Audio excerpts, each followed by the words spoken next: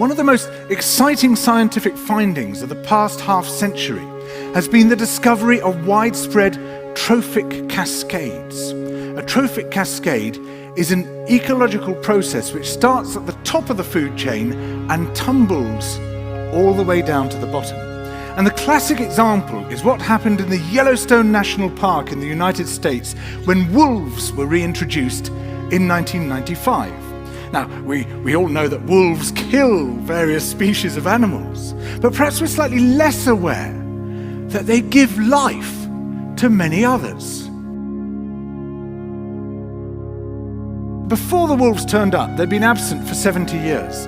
That the numbers of deer, because there was nothing to hunt them, had built up and built up in the Yellowstone Park, and despite efforts by humans to control them, they'd managed to reduce much of the vegetation there to almost nothing. They'd just grazed it away.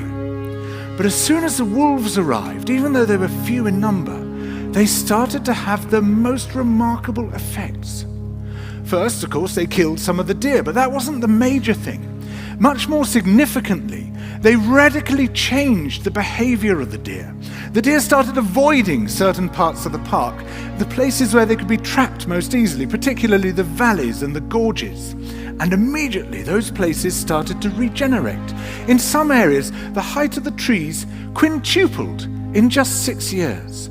Bare valley sides quickly became forests of aspen and willow and cottonwood. And as soon as that happened, the birds started moving in. The number of songbirds, of migratory birds, started to increase greatly.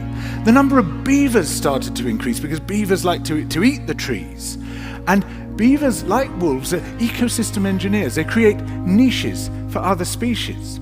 And the dams they built in the rivers provided habitats for otters and muskrats and ducks and fish and reptiles and amphibians.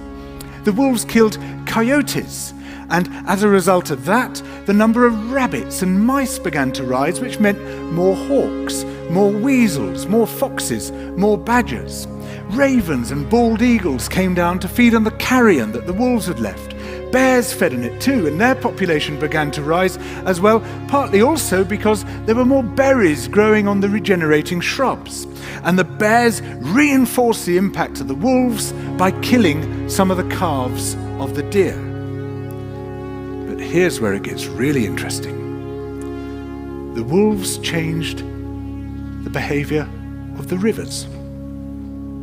They began to meander less. There was less erosion. The channels narrowed, more pools formed, more riffle sections, all of which were great for wildlife habitats. The rivers changed in response to the wolves. And the reason was that the regenerating forests stabilized the banks so that they collapsed less often, so that the rivers became more fixed in their course. Similarly, by driving the deer out of some places and the vegetation recovering on the valley sides, there was less soil erosion because the vegetation stabilized that as well. So the wolves, small in number, transformed not just the ecosystem of the Yellowstone National Park, this huge area of land, but also its physical geography.